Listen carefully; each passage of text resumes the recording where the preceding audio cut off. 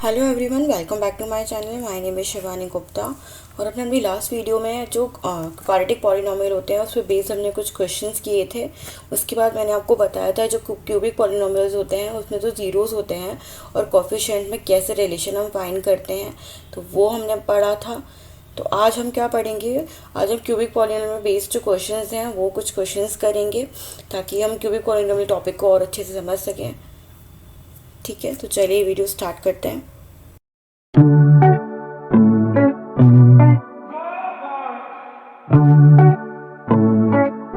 Question है F x हमको दिया हुआ है x cube minus b x square plus q x.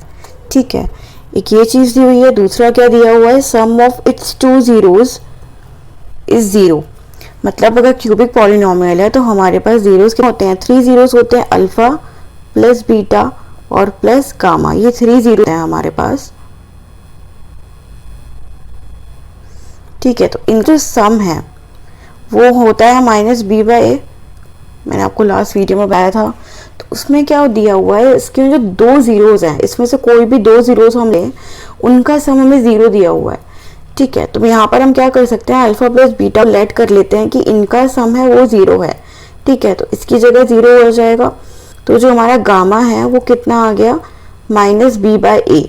ठीक है, तो यहाँ पर होगा बी की वैल्यू क्या होगी, यहाँ पे माइनस का पी, तो माइनस का पी आ जाएगा। और ए की वैल्यू यहाँ पर कितनी है, वन, तो यहाँ पर वन आ गया। तो गामा की वैल्यू कितनी है, पी। ठीक है, मतलब हमारा एक जो रूट हो गया वो हो गया पी। इसका क्या मतलब होता है, अगर हम x की जगह इस इक्वेशन में, ये जो हमें इक्वेशन दी गई है इसकी जगह अगर हम x की जगह p रखेंगे तो हमें इसका जो आंसर होगा वो इक्वल टू ज़ीरो होगा। यही होता है जीरोस का मतलब। तो अब हमें क्या करना है, हमको एक मिला है गामा जिसकी वैल्यू है p। तो इस p को हमको रिप्लेस करना है इस इक्वेशन में x की जगह, और वो क्या हो जाएगा, is equal to zero. Basically zeros मतलब क्या होते हैं, वो नंबर को हम x की जगह रिप्लेस करें तो हमें जो इक्वेशन दी गई है उसका आंसर जीरो मिले, यही होता है। तो यहाँ पर भी हमको यही सॉल्व करना है। तो अब हम क्या करेंगे, जो हमको इक्वेशन दी हुई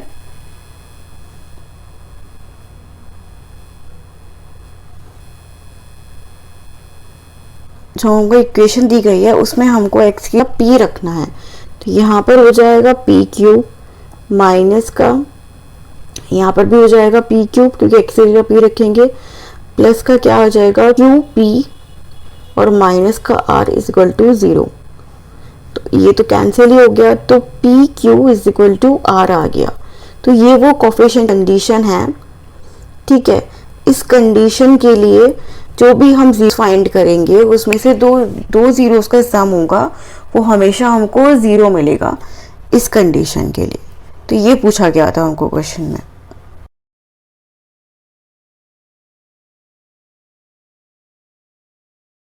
x cube minus p x square plus q x minus r. और क्या बोला गया है इसके जो जीरोज हैं अब वो क्या अरिथमेटिक प्रोग्रेशन में है। तो A M P M A M G M आपने पढ़ा होगा, अगर नहीं पता है तो मैं आपको थोड़ा सा शॉर्ट में बता देती हूँ कि जो अरिथमेटिक प्रोग्रेशन होता है उसमें क्या होता है, सीरीज का जो इंक्रीमेंट होता है वो एक सेम मतलब सेम नंबर से होता है।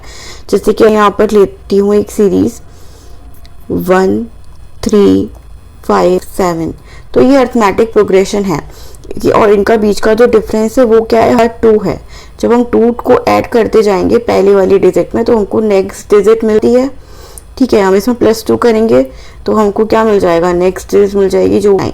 तो ये जो एक सीरीज जा रही है ये अरिथमेटिक प्रोग्रेशन में है क्योंकि ये एक सेम नंबर से इंक्रीमेंट हो रहा है।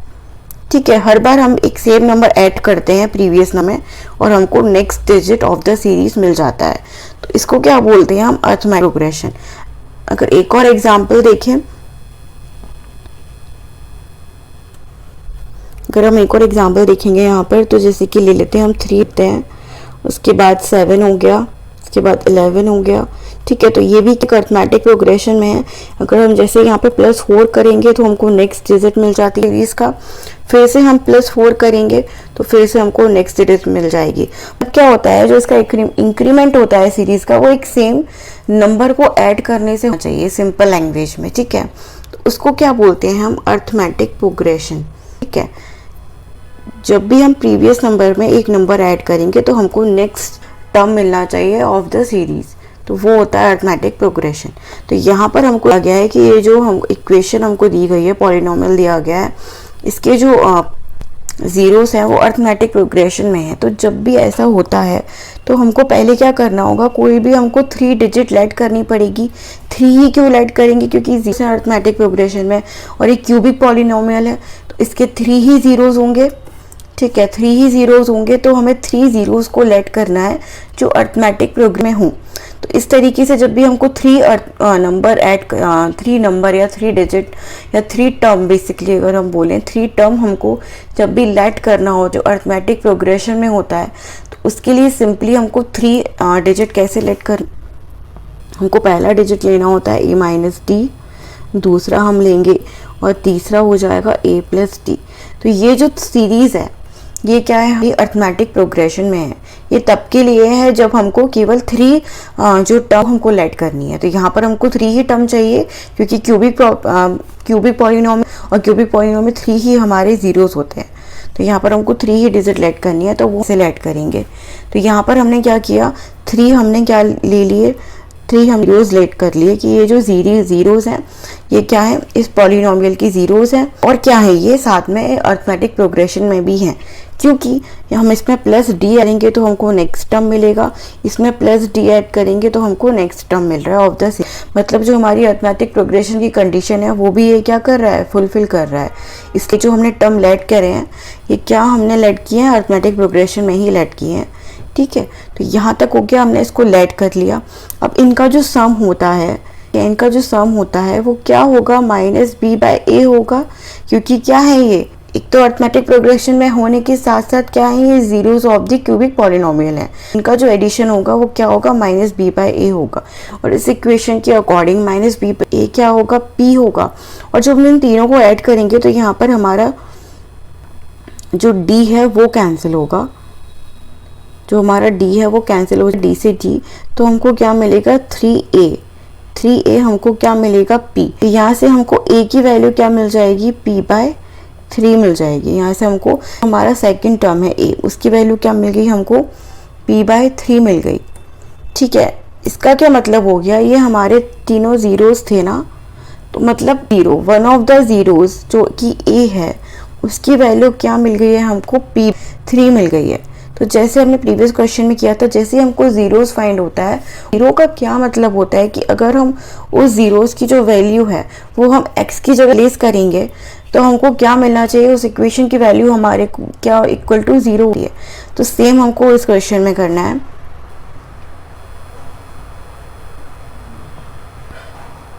सेम हमको इस क्वेश्चन में क्या करना है, जो हमको ये a की वैल्यू है वो हम इस इक्वेशन में पुट कर देंगे। तो यहाँ पर क्या हो जाएगा, p बाय 3 का क्यूब माइनस का p और p बाय 3 का प्लस का क्यूब इंटू में p बाय 3 माइनस का r, और ये क्या होगा, इक्वल टू 0 होगा। ठीक है, ये सब क्या होना चाहिए, इक्वल टू 0 चाहिए, जैसे कि आपने पहले भी पढ़ा होगा अपने 7th 8th 9th स्टैंडर्ड में, जब आप क्यूबिक पॉलिनोमियल सॉल्व करते थे उसके आप ज़ीरोज़ निकालते थे जिसको हम रूट्स भी बोलते हैं।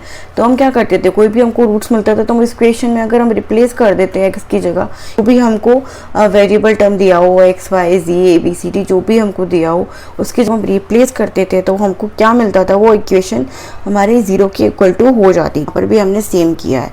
इतना करने के बाद क्या है, इसको हमें बस सॉल्व करना है। ठीक है, इसको हमें सॉल्व करना है। तो यहाँ पर जो भी आपको ये 3 दिख रहा है ये क्या चला जाएगा, एल चला जाएगा। तो पहले हम इसको ये लिख लेते हैं, ये क्या हो जाएगा, P cube by 3 cube minus P cube यहाँ पर भी आ जाएगा प्लस 3 माइनस का 3 स्क्वायर प्लस यहाँ पर हो जाएगा cube p by 3 minus r equal 0। अब यहाँ पर क्या एलसीएम में आएगा, 3 क्यूब एलसीएम में आएगा। ठीक है, तो यहाँ पर तो सिर्फ पी क्यूब बचेगा, यहाँ हो जाएगा माइनस का 3 पी क्यूब, यहाँ पर हो जाएगा प्लस का 9, 3 स्क्वायर आएगा ना यहाँ पे, तो यहाँ हो जाएगा अपना 9 पी क्यूब और माइनस का r इक्वल टू 0। जो भी 3 क्यूब एलसीएम में आएगा वहाँ पर जाकर क्या हो जाएगा, 0 हो जाएगा। ठीक है,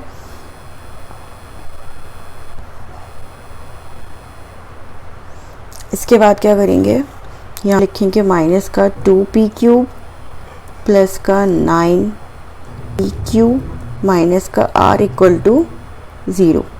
माइनस का आर पर कितना आएगा 27 आर हो जाएगा, क्योंकि यहाँ पर भी हमारा 3 क्यूब एलसीएम में जाएगा, यहाँ तो एक भी 3 नहीं है तो पूरा 27 ही यहाँ पर ऊपर आ जाएगा। ठीक है, तो ये हमको इक्वेशन मिल गई। ये वो इक्वेशन क्या है, ये कंडीशन है। इस कंडीशन के लिए क्या होगा, अगर हम इस कंडीशन की बात करें तो इसको हम अच्छे से लिख लेते हैं। 2p क्यूब इसका 9p क्यूब प्लस का 27 r इक्वल टू 0। तो यही वो कंडीशन है। इस कंडीशन के लिए क्या होगा, जो हमारे ज़ीरोज़ होंगे इस पॉलिनोमियल के वो अर्थमेटिक प्रोग्रेशन में हो। ठीक है, तो हमसे वो कंडीशन पूछी थी जिस कंडीशन के लिए जो हमारे ज़ीरोज़ हों इस पॉलिनोमियल के वो अर्थमेटिक प्रोग्रेशन में हो। तो ये वो कंडीशन है। ठीक है, ये कंडीशन है जिसके लिए जो हमारे ज़ीरोज़ होंगे इस पॉलिनोमियल के लिए होंगे अर्थमेटिक प्रोग्रेशन में होंगे। तो इस तरह के क्वेश्चन एग्जाम में पूछे जाते हैं, तो आपको करना होता है। ठीक है, उसके लिए हमको सबसे जो बेसिक चीज़ है वो क्या पता होना चाहिए, हम कोफिशिएंट और ज़ीरोज़ में जो रिलेशन है वो पता होना चाहिए कि अल्फ़ा प्लस बीटा प्लस होता है माइनस का बी बाय ए, अल्फ़ा बीटा गामा होता है माइनस का डी बाय ए, और जो alpha beta gamma plus gamma alpha find करते हैं तो वो होता है सी बाय ए। तो ये सब चीज़ें हमको पता होनी चाहिए, तब से आपके क्वेश्चन सॉल्व कर पाएंगे।